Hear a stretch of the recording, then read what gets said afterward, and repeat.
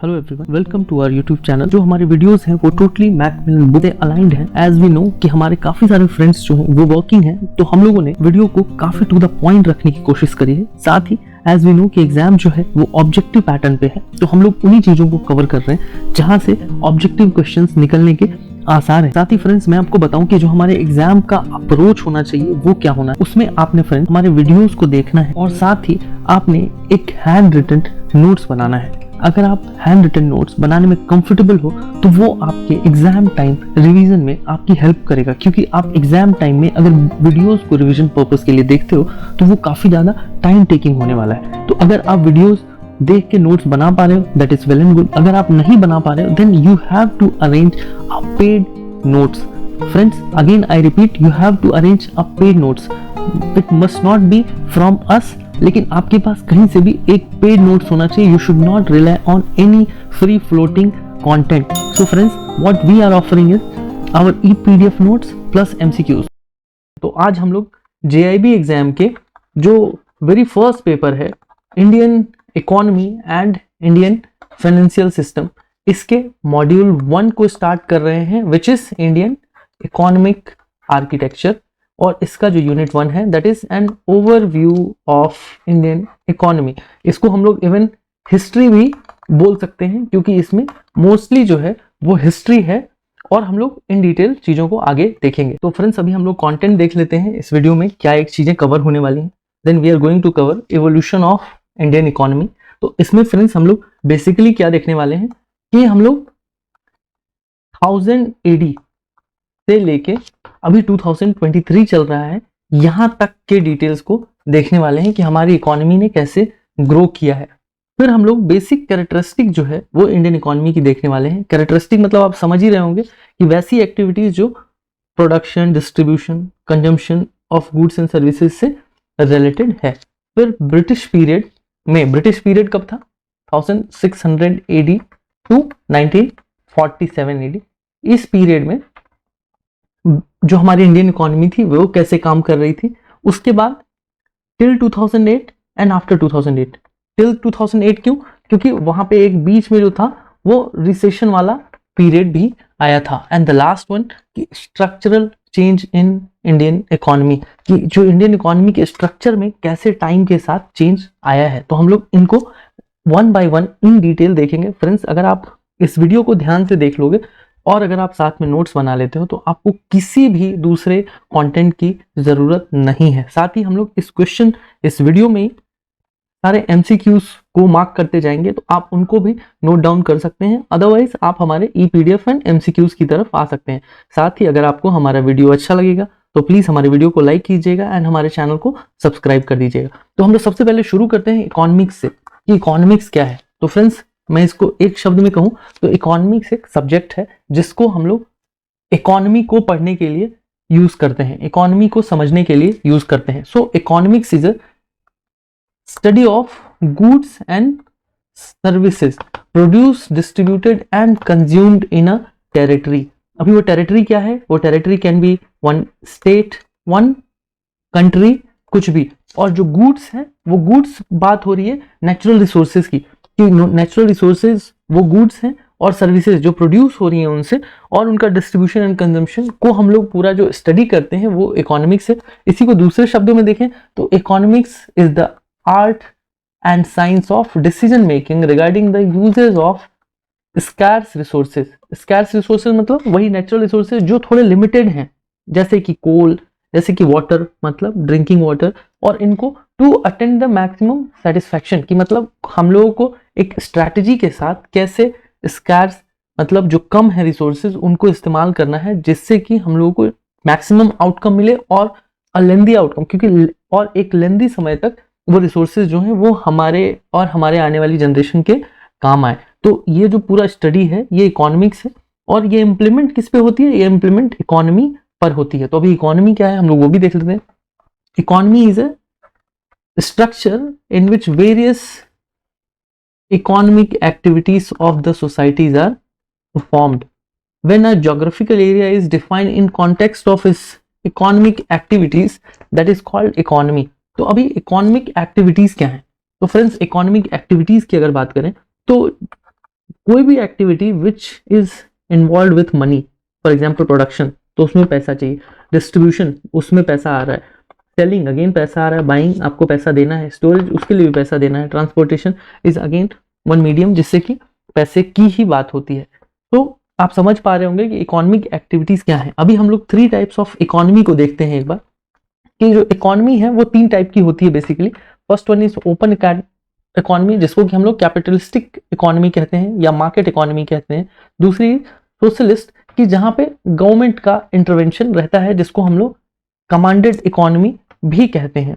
वहीं पे जो थर्ड है वो है मिक्स्ड इकोनॉमी, इसमें क्या है गवर्नमेंट प्लस मार्केट, और मार्केट का मतलब क्या होता है कि बिजनेस पीपल वो दोनों मिलके चलाते हैं। तो अभी हम लोग यहाँ पे कुछ एक पर्टिकुलर बातें हैं वो देख लें कि जो इकोनॉमी है वो 3 फैक्टर्स पर डिपेंड करती है। व्हाट मतलब आप क्या प्रोड्यूस कर रहे हो, हाउ आप कैसे प्रोड्यूस कर रहे हो, किन मशीनरीज की यूज कर रहे हो, and for whom, who is the target audience for whom you are preparing.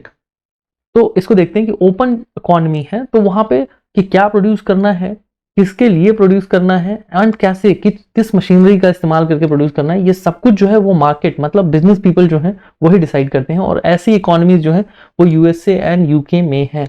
वहीं क्लोज्ड इकोनॉमी यहाँ पे क्या है कि हर चीज गवर्नमेंट डिसाइड करती है कि आपको क्या प्रोड्यूस करना है, आपको किन मशीनरीज का इस्तेमाल करके प्रोड्यूस करना है, और आपको किन के लिए प्रोड्यूस करना है, जैसे कि Russian economy and north Korean economy. तो ये क्लोज्ड इकोनॉमी है। वहीं अगर हम लोग मिक्स्ड इकोनॉमी की बात करें तो ये जो है यहाँ पे जो बिजनेस पीपल है एंड जो गवर्नमेंट है ये दोनों मिलकर चीजों को डिसाइड करती हैं for all the 3 what, how and for हुम। और ऐसी इकोनॉमी जो है वो अपनी इकोनॉमी इंडियन इकोनॉमी है। सो आई होप कि आप इकोनॉमी से थोड़े अवेयर हो गए होंगे। अभी हम लोग आ जाते हैं इवोल्यूशन की तरफ। सिंस हम लोग इंडियन इकोनॉमी पढ़ रहे थे तो हम लोग का फर्स्ट टॉपिक जो मैकमिलन बुक में है वो इवोल्यूशन ऑफ इंडियन इकोनॉमी। लेकिन अगर हम लोग इंडियन इकोनॉमी बार बार रिपीट करने वाले हैं देन बेटर कि एक बार उसका कॉन्सेप्ट समझ लें। सो आई थिंक अभी आप समझ गए होंगे इन कॉन्टेक्स्ट ऑफ इंडिया कि यहाँ पे जो भी प्रोडक्शन है, डिस्ट्रीब्यूशन है, जितनी भी चीजें हैं वो इंडियन इकोनॉमी के अंडर हो रही हैं। और अभी हम लोग आ रहे हैं कि इवोल्यूशन मतलब कि हमारे जो इंडियन इकोनॉमी है उसमें प्रोग्रेस कैसे हुआ है। अब इसको हम लोग अभी प्रोग्रेस की तरह देखेंगे या फिर हम लोग नीचे आए हैं उसकी तरह देखेंगे। तो इसके लिए सबसे पहले एक चार्ट हमारे पास अवेलेबल है। ये एंगस मैडिसन ये जो थे ये एक ब्रिटिश इकोनॉमिस्ट थे और इन्होंने ये डाटा शेयर किया था। वो डाटा क्या था कि कंट्रीब्यूशन टू ग्लोबल जीडीपी। अभी ग्लोबल जीडीपी तो अभी जीडीपी क्या होता है तो हम लोग पहले ये देख लें ताकि उससे नीचे जो चीजें लिखी हैं उसमें क्लैरिटी आ जाए। तो फ्रेंड जीडीपी जो है वो है ग्रॉस डोमेस्टिक प्रोडक्ट्स। हम लोग एक एक टर्म को क्लियर करते जा रहे हैं क्योंकि ये फंडामेंटल चैप्टर है। तो इसमें अगर आप हर टर्म से क्लियर हो जाएंगे तभी आप चीजों को आराम से समझ पाएंगे, क्योंकि इकोनॉमिक्स कोई ऐसी सब्जेक्ट नहीं है जिसको आप पूरा रट के एग्जाम में लिख लो। दिस इज वन सब्जेक्ट कि जहां आप अपने लॉजिक को लगा के बहुत आराम से अच्छा नंबर स्कोर कर सकते हो। पहले ये जो सब यूनिट था ये यूनिट पहले CAIIB के पेपर में था, तो वहां से ये पेपर को अभी पोर्ट किया गया है। तो वहां पे जो एग्जाम था वहां पे वो आपको पता है कि CIB का जो एग्जाम है दैट इज 1 नॉच हायर। तो वहां पे चीजें केस स्टडी के फॉर्म में आती थी, बट यहाँ on the surface level questions रहेंगे। तो हम लोग अभी इसको देखते हैं और साथ ही हम लोग वीडियो में ही मार्क करते जाएंगे कि कितने सारे क्वेश्चन हम लोगों को 1 मार्क क्वेश्चन या 2 मार्क क्वेश्चन मिल रहे हैं। तो जीडीपी होता क्या है, that is the whole term is gross domestic product and it is a monetary measure of market value of all the final goods, services produced and sold in a specific time period by a country. तो आप समझ गए होंगे every country has GDP in its own currency. Her for India it is INR। और जो India के अंदर department है, मिनिस्ट्री है जो पब्लिश करती है जीडीपी को, that is ministry of statistics and programme implementation. तो ये एक 1 मार्क क्वेश्चन आपके लिए हो सकता है कि विच डिपार्टमेंट कैलकुलेट्स जीडीपी और which department publishes GDP for India. अभी यहीं पे हम जीडीपी के 2 टाइप्स को देखते हैं। वो 2 टाइप्स कौन कौन से हैं? वो 2 टाइप्स जो होने वाले हैं वो है GDP nominal and GDP PPP. PPP stands for purchasing power parity. अभी परचेजिंग पावर पैरिटी क्या है? It is the measurement that economist uses to compare the spending power between 2 और मोर नेशंस। तो अभी जीडीपी नॉमिनल मतलब ये है कि इन अभी हम लोग प्रेजेंट सिनेरियो में देखें तो एक एग्जांपल की तरह मैं आपको बताता हूं कि अभी जो हमारी जीडीपी है, इंडिया की GDP, just for the calculation sake मैं आपको बोल रहा हूं कि इन रुपीज 800 है, पीछे कुछ भी नहीं लगा है कि मिलियन ट्रिलियन कुछ नहीं, 800। और अभी जो $1 है दैट इज 80 रुपीज, जो करंट रेट है। ये भी अगेन वन इमेजिनरी फिगर है। तो हम लोग जब नॉमिनल निकालने की कोशिश करेंगे तो उसके लिए हमने क्या करना है कि जो हमारी प्रेजेंट जीडीपी है उसको हमको डॉलर में कन्वर्ट करना है। तो अगर आप डॉलर में कन्वर्ट करोगे तो ये आ जाएगा समवेयर 10, है ना।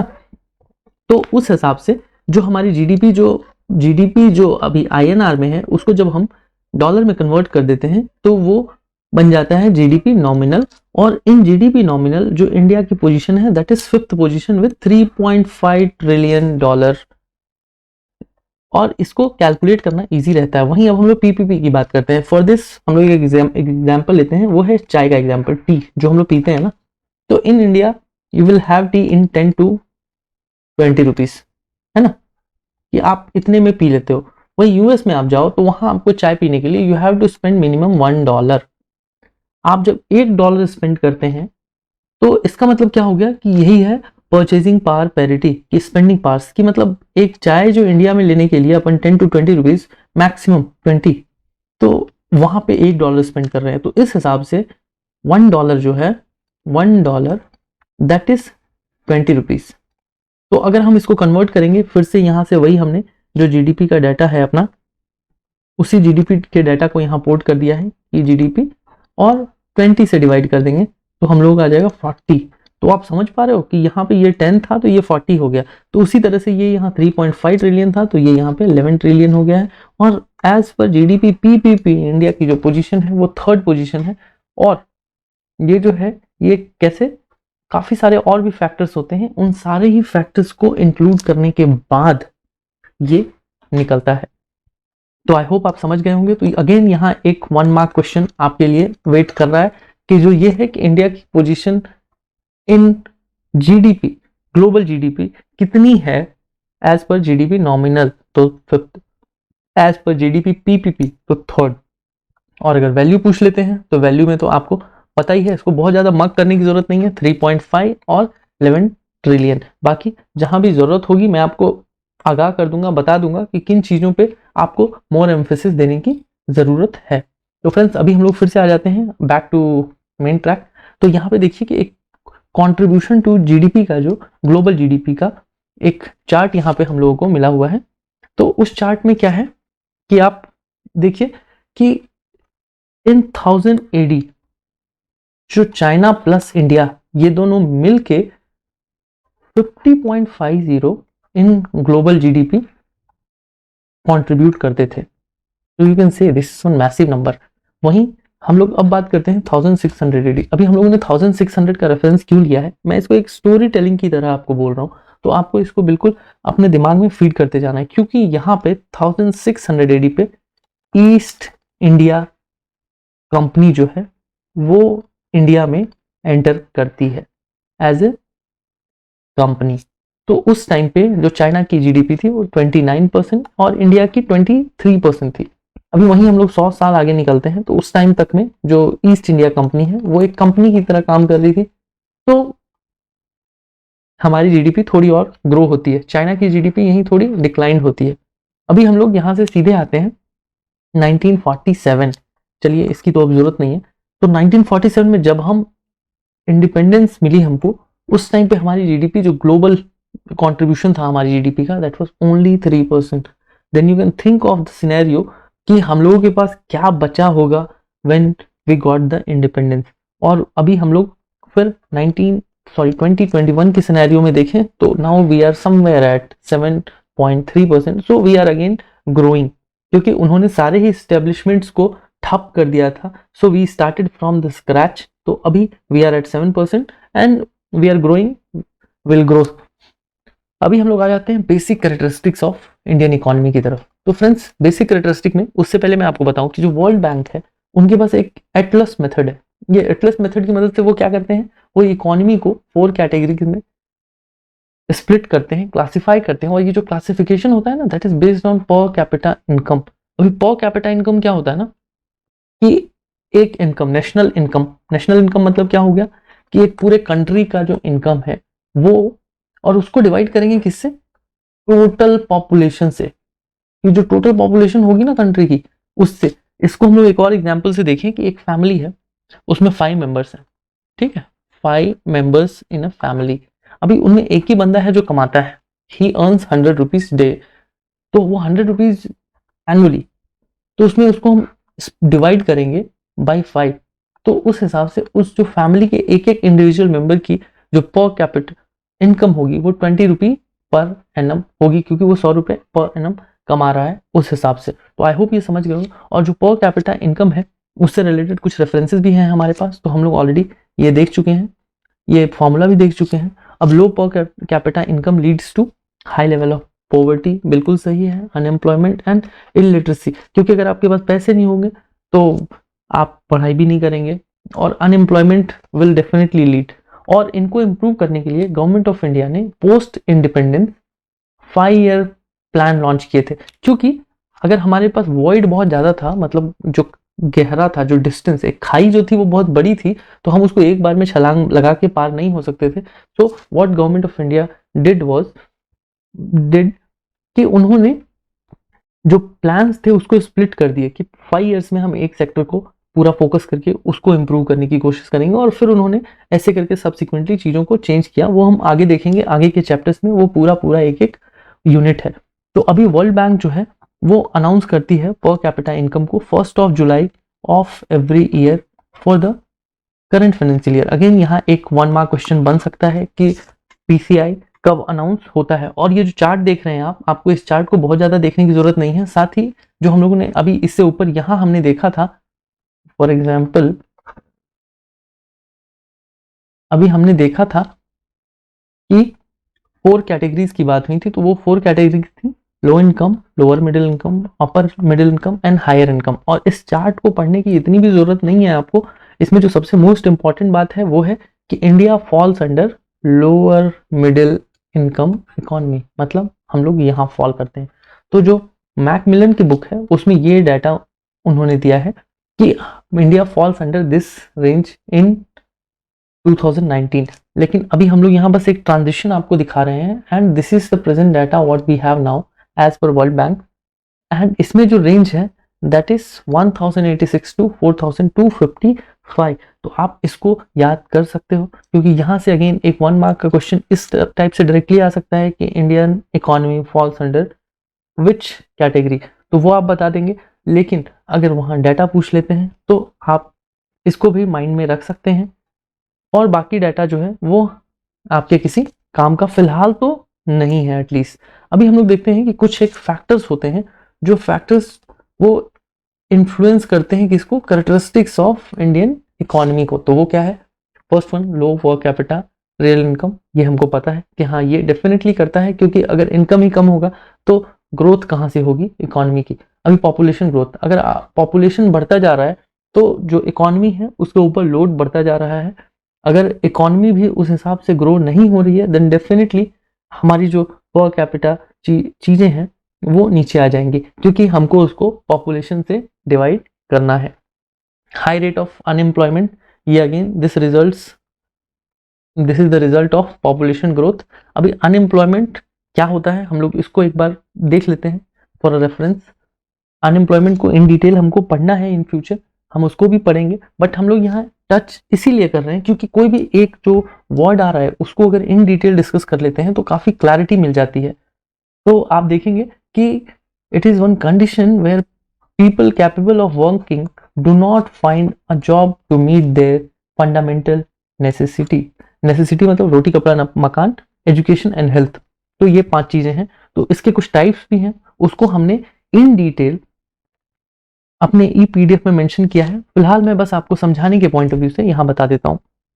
तो स्ट्रक्चरल अनएम्प्लॉयमेंट ये क्या होता है, ये एक लॉन्ग टर्म अनएम्प्लॉयमेंट है और ये डिपेंड करता है एक्सटर्नल फैक्टर्स पे। फॉर एग्जाम्पल कि पहले जो था, लोग जो एक तालाब की खुदाई जो करते थे, काफ़ी सारे मजदूर मिलकर करते थे जिससे उनको एम्प्लॉयमेंट मिलती थी। लेकिन अभी टेक्नोलॉजी इन्हांसमेंट हुआ और कुछ एक गाड़ियाँ आ गई हैं वो गाड़ियां जो हैं, वो गाड़ियां मतलब machines, those machines are doing that labours work now. तो अभी क्या हो रहा है कि वो जो लेबर्स हैं वो अनएम्प्लॉयड हो जा रहे हैं। तो ये जो है ये एक स्ट्रक्चरल अनएम्प्लॉयमेंट है। वहीं हम लोग देखें फ्रिक्शनल अनएम्प्लॉयमेंट, इसमें क्या होता है कि एक जो इंडिविजुअल है, एक जो पर्सन है, he choose to leave his job to search a new job, और इसको ट्रांजिशनल अनएम्प्लॉयमेंट भी बोलते हैं। कि इसमें क्या होता है कि लोग कुछ कर रहे हैं but they are eyeing to see some eyeing to do something new, और इसके लिए वो अपनी पुरानी जॉब को छोड़ते हैं, और ये एक अनएम्प्लॉयमेंट का स्टेट है। अभी थर्ड जो है वो है साइक्लिक अनएम्प्लॉयमेंट। साइक्लिक अनएम्प्लॉयमेंट कैसे होता है कि एक बिजनेस जो है उसमें एक थ्योरी होती है ना, कॉन्ट्रैक्शन एंड एक्सपेंशन की, मतलब कंपनी एक बार को अपने पीक पे आएगी, फिर नीचे आएगी, फिर पीक पे आएगी, ऐसे। तो जब ये यहाँ होंगे they will give the employment, जब ये यहाँ होंगे this situation will lead the unemployment. अभी रियल वेज अनएम्प्लॉयमेंट, इसमें क्या होता है ना कि इसमें एक मोनोपोली होती है। वो मोनोपोली किस बात की है कि जैसे अभी जो है वो है रियल स्टेट। अभी रियल स्टेट में क्या है कि काफी सारा कंस्ट्रक्शन का काम चल रहा है। तो जो लेबर्स एग्रीकल्चर में काम करते थे they are more fascinated towards real estate, क्योंकि यहाँ पे साल 2 साल और सालों के लिए काम चलता है। तो लोग जो हैं वो काफी ज्यादा अमाउंट में मूव हुए हैं कंस्ट्रक्शन साइट्स की तरफ। तो अभी क्या हो रहा है कि जो सप्लाई ऑफ लेबर है, supply of labours that is more than demand of labour. तो इसकी वजह से क्या हो रहा है कि कई एक लोग हैं जिनको काम नहीं मिल पा रहा है, but they are not willing to go back and work in agriculture. तो ये भी एक स्टेट ऑफ अनएम्प्लॉयमेंट है, and this is real wage unemployment. वहीं जो फिफ्थ है दैट इज सीजनल। इसको तो समझाने की जरूरत नहीं है कि वैसे लेबर्स जो एग्रीकल्चर में काम करते हैं तो वो एक सीजन बेसिस पे काम करते हैं। वो रेगुलरली साल भर के लिए उनके पास एम्प्लॉयमेंट नहीं होती है, वो एक सीजन स्पेसिफिक और व्यूड से कि कुछ मंथ्स के लिए करते हैं, फिर कुछ मंथ्स के लिए they will go for their own something. तो ऐसे करके। और फ्रेंड्स इससे जो क्वेश्चन आएगा वो क्वेश्चन ऐसे आ सकता है कि जो एग्जांपल मैंने दिया कि एक इंडिविजुअल है, he has choose to leave the job, this comes under which unemployment. तो ये फ्रिक्शनल। तो ऐसे करके हमने अपने ई पीडीएफ में काफी सारे सिचुएशंस क्रिएट किए हैं और उन सारे सिचुएशंस को वहां डाला है, जिससे कि आपके प्रैक्टिस में थोड़ी आसानी हो। यहाँ अगर हम लोग ज्यादा कंटेंट डालेंगे तो वीडियो बहुत ही ज्यादा लेंदी हो जाएगा, which will again be boring. तो फ्रेंड्स इसके आगे हम लोग बढ़ते हैं। यहाँ पे 2 और सिनेरियोज हैं हमारे पास, that is under employment and disguised under unemployment. तो जो अंडर एम्प्लॉयमेंट है that is again a part of structural unemployment. अभी ये कैसे है? तो इसमें क्या होता है कि एक well educated person who is capable of doing something very good, he opt to go for some small work. की मतलब कोई बंदा है वो मास्टर्स कर चुका है but he is willing to go for peon job. तो इसका मतलब ये है कि वो अंडर एम्प्लॉयड है, मतलब कि वो अच्छा कर सकता था but he chose to do something under his capability. और वहीं जो ये सिनेरियो है डिसगाइज सिनेरियो, ये अगेन एक अंडर एम्प्लॉयमेंट का ही एक पार्ट है, और इसमें तो ये लोग 1 लेवल अप है। ये क्या है कि फॉर एग्जाम्पल कि 2 लोग हैं ए एंड बी, दोनों की किराना दुकान है। किराना दुकान मतलब ग्रोसरी शॉप।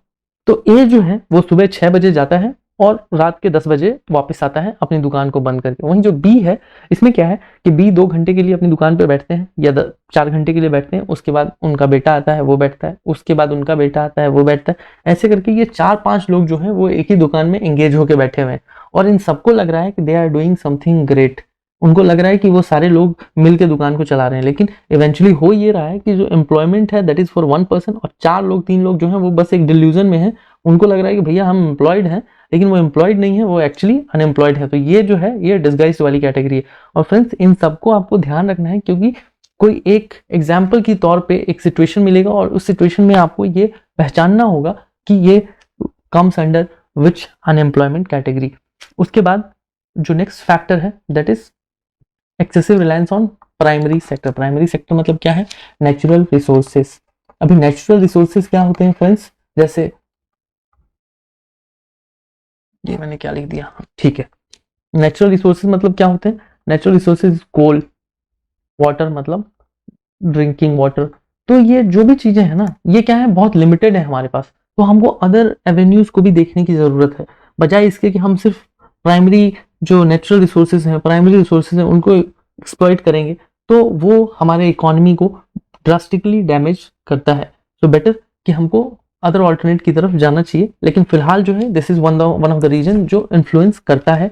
उसके बाद नेक्स्ट जो है वो है पॉवर्टी, और ये जो 5 पॉइंट्स यहाँ पे हैं, ये पांचों पॉइंट्स हैं factors which influences the characteristics of Indian economy. अभी हम लोग इंडियन इकोनॉमी में एक सेक्टर वाइज ट्रांजिशन देखेंगे कि वो समय के साथ क्या हुआ और वो सेक्टर वाइज ट्रांजिशन है क्या। तो फ्रेंड्स सबसे पहले कि सेक्टर्स ऑफ इंडियन इकोनॉमी जो है इसको हमको आगे पढ़ना है, but since this word has come हमको यहाँ एक्सप्लेन करना है ताकि आपको एक बेटर क्लैरिटी मिल सके। तो पहले की जो सेक्टर्स हैं that is 3, primary, secondary and tertiary. इसको अगर हम लोग दूसरे शब्दों में कहें तो एग्रीकल्चर, मैन्युफैक्चरिंग एंड सर्विसेज। जो एग्रीकल्चर है they produces raw material, they deal in raw material, और since it is about agri and allied तो यहाँ पे चीजें अनऑर्गेनाइज्ड है, यहाँ पे कुछ भी इतना भी ऑर्गेनाइज्ड नहीं है क्योंकि everything depends on one more factor that is season and some other factors as well. वहीं जो हम लोग मैन्युफैक्चरिंग की बात करें यहाँ क्या होता है, this is the unit where we are processing the raw materials, और प्रोसेसिंग मतलब कि प्रोडक्शन का काम चल रहा है, and this is one organised one. वहीं हम लोग अगर टर्सरी की बात करें, सर्विस सेक्टर, इनका काम क्या है कि प्रोडक्शन के बाद का जो डिस्ट्रीब्यूशन है और डिस्ट्रीब्यूशन के साथ सर्विसेज जो है वो है इनका काम, and this is ultra organised. अगर हम लोग इसको ऑर्गेनाइज्ड में 2/5 देंगे तो इनको अपन को 5/5 देना पड़ेगा। अभी हम लोग देखते हैं कि ट्रांजिशन क्या हुआ है कंट्रीब्यूशन में। कंट्रीब्यूशन मतलब कि जो हमारी इंडियन इकोनॉमी में जो सेक्टर्स कंट्रीब्यूट कर रहे थे वो कैसे ओवर द टाइम चेंज हुए हैं। तो 1949 में आप देखो कि एग्रीकल्चर जो था वो 53% पे था, manufacturing 16 and service sector 30। Over the time चीजें चेंज हुई हैं, एंड बाय 22-23 जो एग्रीकल्चर है वो रिड्यूस हो गया है, जो मैन्युफैक्चरिंग है वो थोड़ा इंक्रीज हुआ है, एंड द सर्विस सेक्टर तो आप देखो कि यहाँ ऑलमोस्ट जो है ना ये एक्सचेंज हो गया है पूरा। लेकिन एक अच्छी इकोनॉमी के लिए उनका जो मैन्युफैक्चरिंग सेक्टर है उसको अच्छा करना जरूरी है, क्योंकि जो एम्प्लॉयमेंट है और जो अदर जीडीपी के अंदर कंट्रीब्यूशन की बात है उसका डायरेक्ट इम्पैक्ट जो है वो मैन्युफैक्चरिंग सेक्टर से ही आता है। तो manufacturing sector should also go high, और अभी आप देख रहे हैं उनके गवर्नमेंट जो है उनका इनिशिएटिव बहुत हाई है कि they are more and more focused about new entrepreneurs, small businesses and everything. So friends अभी हम लोग अब देखेंगे कि Indian economy in British period. तो ब्रिटिश पीरियड में क्या हुआ था, तो ब्रिटिश पीरियड को पहले हम 3 पार्ट्स में स्प्लिट कर देते हैं। First is early British period. इसमें क्या है कि जब ईस्ट इंडिया कंपनी जो है वो यहाँ आती है, और कब तक, बैटल ऑफ पलासी तक। आपको याद होगा 1757, सभी लोगों ने अपनी 10th की हिस्ट्री में जरूर पढ़ा होगा बैटल ऑफ पलासी।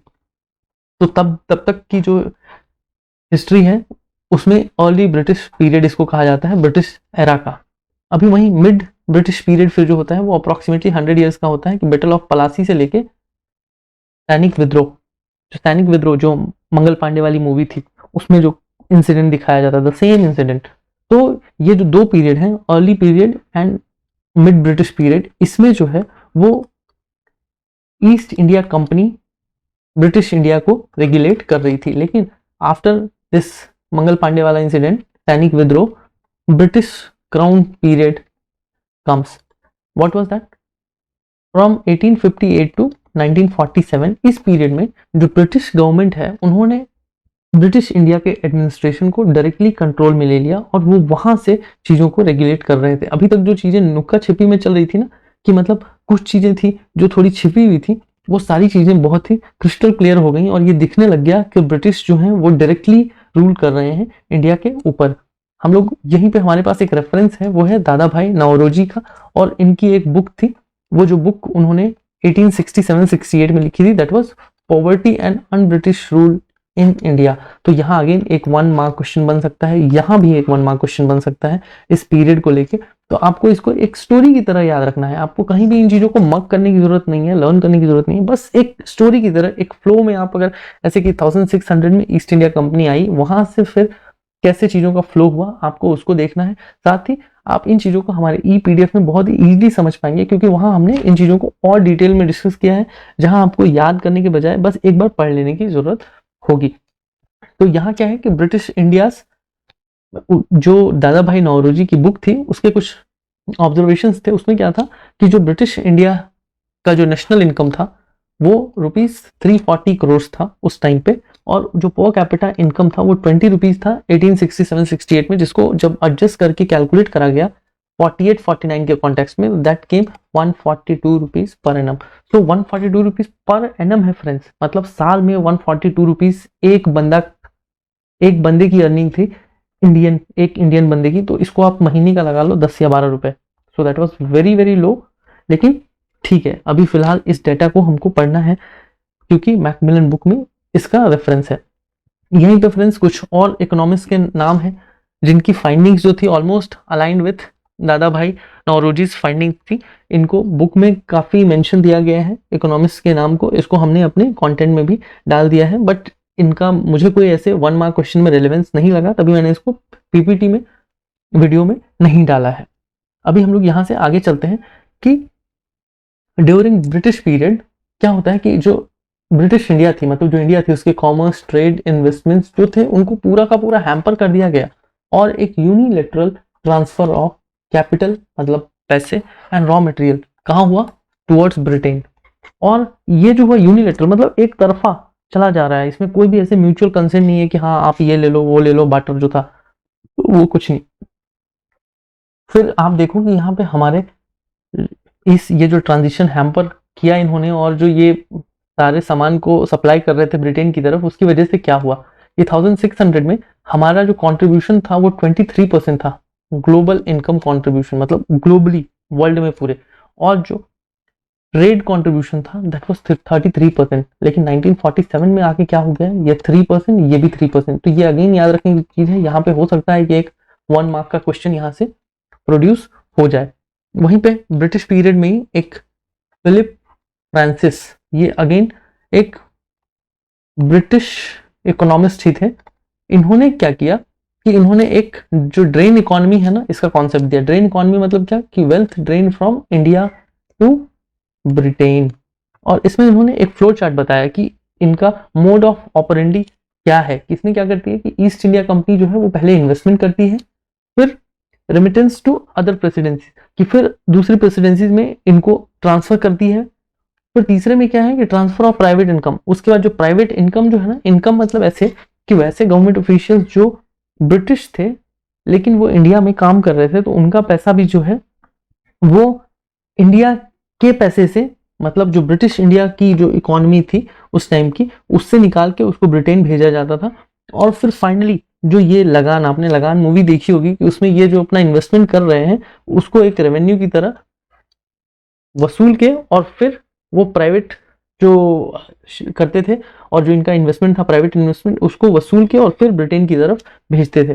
तो ये जो है ये एक फिलिप फ्रांसिस जी का ऑब्जर्वेशन है। और आप देखो कि वेल्थ ड्रेन का रिजल्ट क्या हुआ है। तो ये कंपैरिजन है इकोनॉमी की, किसकी किसकी, इंडिया एंड ब्रिटेन की, and for the period of जब ईस्ट इंडिया कंपनी 1600 में इंडिया में आती है तब, और जब ये छोड़ के जाते हैं तब। तो पर कैपिटा जीडीपी की बात करें तो उस टाइम पे वो 550 था इंडिया के लिए, और जब ये छोड़ के गए तो 618 हो गया, इंप्रूव हुआ है थोड़ा। वहीं अगर ब्रिटेन की बात करें तो उनका 974 था, which had gone to 6361, so this approximately 6 to 7 times। तो आप समझ सकते हैं कि ये कितना ज्यादा ग्रो हुए हैं। वो सारी चीजें हमारे वहां से ले जाके वो उन्होंने अपने वहां डेवलपमेंट में चीजें डाल दी। अभी पॉपुलेशन की बात करें तो चलिए, ये तो एक डाटा है, यहाँ पे ये लैक्स में होगा, तो ये आप देख पा रहे हैं ये सिग्निफिकेंट ग्रोथ है इंडिया के लिए।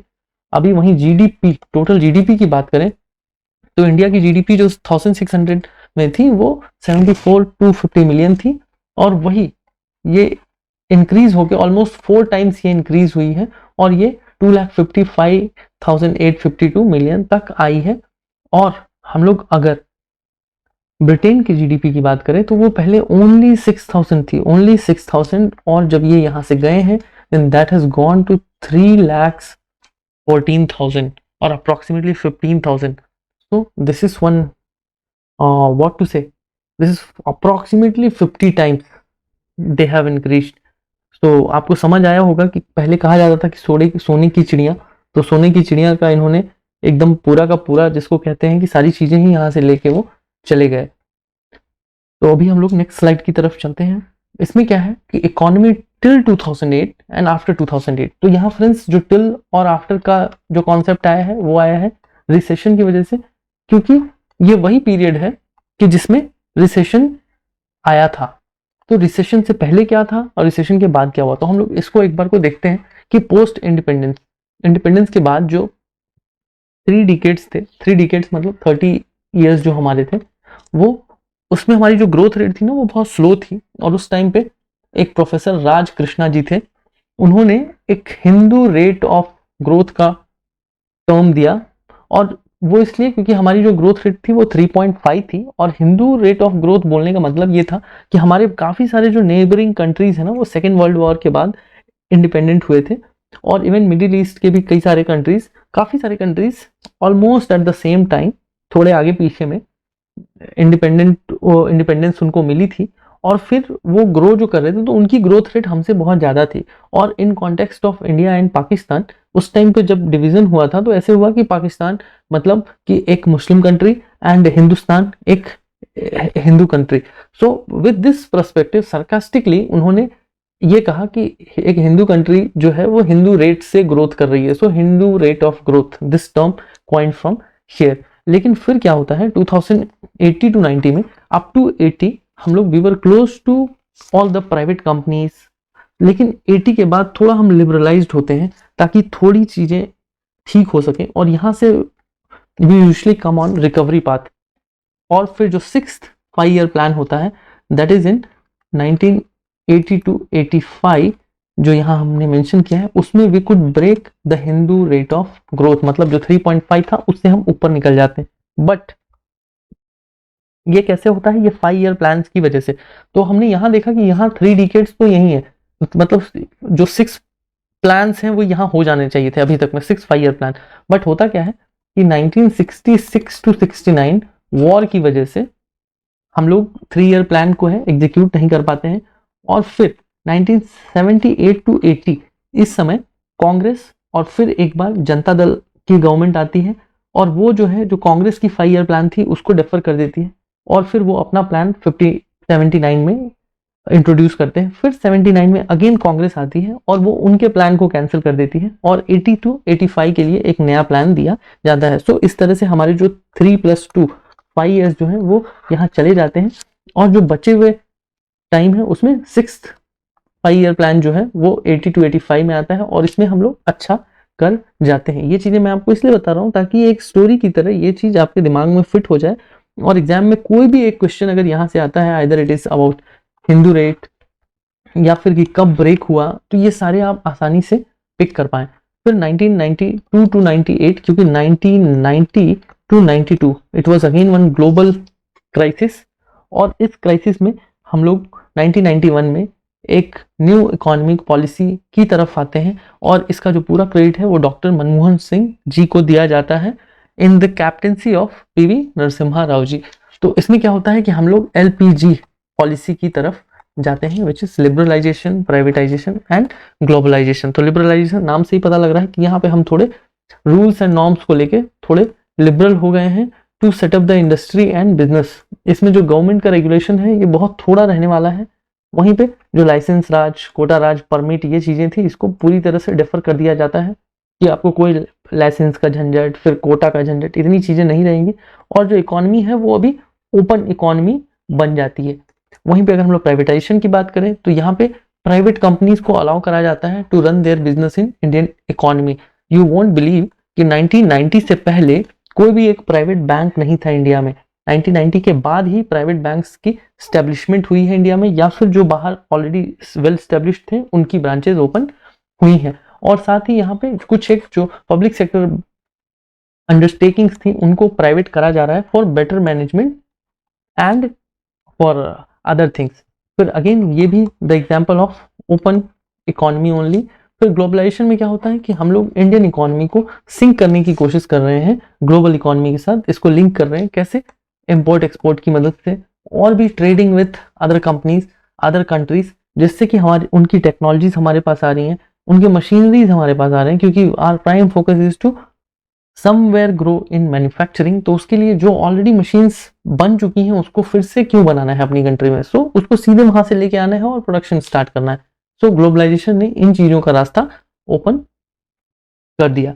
अभी उसके बाद जब न्यू इकोनॉमिक पॉलिसी आई, उसके बाद आप देखेंगे कि जो 1992 हो 1997 टू 1992 टू 7 और 2002 टू 7, इसमें जो ग्रोथ रेट था वो काफ़ी सिग्निफिकेंट था, काफ़ी अच्छा था। और इसके बाद अभी हम लोग आते हैं रिसेशन के बाद वाले पीरियड की तरफ कि 2008 टू 21। तो इसमें जीएसटी आता है जो कि गुड्स एंड सर्विस टैक्सेस। इसमें क्या होता है कि पहले जो टैक्स सिस्टम था वो बहुत बिखरा हुआ था कि एक बिजनेसमैन को काफी सारे टैक्सेस भरने पड़ते थे, तो बजाय उसके इन्होंने क्या किया कि इसको कंसोलिडेट करके एक जीएसटी बना दिया है। और under this arena they are trying to put each and every businessman with banking system. वहीं दूसरा जो है वो है insolvency and bankruptcy code. This is again one great initiative. ये क्या था, ये स्पेशली फॉर बैंकर्स ओनली, कि जहाँ क्या था कि वैसे लोग बोरोवर्स जो लोन लेके और बैठे पड़े हैं, देना नहीं चाह रहे हैं, विलफुल डिफॉल्टर हैं या सरकमस्टेंशियल डिफॉल्टर हैं, लेकिन उनसे कैसे रिकवरी करी जाए उसके लिए ये एक कोड आया कि जिससे चीज़ें जो हैं वो आसान हुई और जो बैंक के अंदर लिक्विडेशन है वो थोड़ा इंक्रीज हुआ। वहीं जो कॉर्पोरेट टैक्सेस हैं उसको रिड्यूस किया जाता है और डीमोनेटाइजेशन जो है वो भी एक स्टेप था जो इकोनॉमी की वेल बीइंग के लिए था, लेकिन कितना हुआ नहीं हुआ that is again one matter of discussion. तो इसमें क्या था कि एज पर वन स्टडी कि जो 5% ऑफ इंडियन पॉपुलेशन है they contain 60% of the wealth of nation. तो अभी क्या है कि उनकी जो टारगेट थी गवर्नमेंट की वो कि इन 5% पीपल के लिए ही थी, लेकिन इसमें काफ़ी और चीज़ें हुई, काफ़ी और डेवलपमेंट्स हैं। तो फिलहाल हम लोग आगे चलते हैं, वो है structural change in Indian economy. तो इंडियन इकोनॉमी में हम लोग देखें कि जो स्ट्रक्चरल चेंज किन कारणों से आता है जनरली, तो उसके कुछ ही एक कारण होते हैं उसमें कि इकोनॉमी को कब शॉक्स लगे हैं, बेसिक शॉक्स। तो एक शॉक तो 1991 में लगा है, दैट इज बीओपी कि बैलेंस ऑफ पेमेंट क्राइसिस। ये जनरली कब होता है, ये एक सिचुएशन है जब आपकी फॉरेन रिजर्व जो है वो कम हो जाती है, कि आपके पास फॉरेन से जो बेसिक नेसेसिटीज हैं उनको भी इंपोर्ट करने के लिए पैसे नहीं है। जैसे अभी आपने रिसेंट न्यूज में श्रीलंका के बारे में सुना होगा, उनके पास भी सेम सर्कमस्टांसेस थे जो हमारे पास 1991 में थे। फिर 2008 में ग्लोबल रिसेशन, जिसमें जो मोस्टली आईटी सेक्टर के लोग थे दे वर लेड ऑफ, और उसकी वजह से काफ़ी स्ट्रेन आया हमारी इकोनॉमी पे। और फिर 2020 में जो कोविड-19 आया है, इसने अगेन हमारी इकोनॉमी के ग्रोथ को स्लो डाउन किया है, but we have somewhere managed. अभी हम लोग एक और ये देखते हैं कि ट्रांजिशन कैसे हुआ है हमारी इकोनॉमी में सेक्टर का। तो आप देखिए कि at the time of independence agri was 53%, but in the current scenario service sector is 53%. So now it is totally replaced and you will say कि जो agriculture है that has gone to 20% और जो service sector है that has come to 53%। वहीं जो manufacturing है that is one of the most important one, ये अभी 25% की तरफ है। but as you all are in bank then you all would have seen कि अभी गवर्नमेंट का बहुत ही ज़्यादा जो फोकस है वो गवर्नमेंट स्कीम्स की तरफ है और they are promoting all the entrepreneurs and new businesses. So this is again going to help the manufacturing sector. So this is all about the unit 1 friends. अगर आपको कुछ डाउट्स हैं तो आप कमेंट में पूछिए एंड हमको फीडबैक दीजिए to improve us how we can improve the content, जिससे कि आपको चीज़ें और ज़्यादा क्लियरली समझ आए। अगर आपको हमारा वीडियो पसंद आया है तो प्लीज़ हमारे वीडियो को लाइक कीजिए, हमारे चैनल को सब्सक्राइब कीजिए। और साथ में friends one Mantra that is कि आपको पहले वीडियो देखना है, फिर अपने नोट्स को पढ़ना है एंड फिर किसी भी मॉक टेस्ट से आपको मॉक टेस्ट लगाना है। उसी से आपका जो पूरा का पूरा एक कॉन्सेप्ट है वो कॉन्क्रीट हो पाएगा। तो आई होप कि इससे आपको थोड़ी क्लैरिटी मिली होगी। Thank you so much.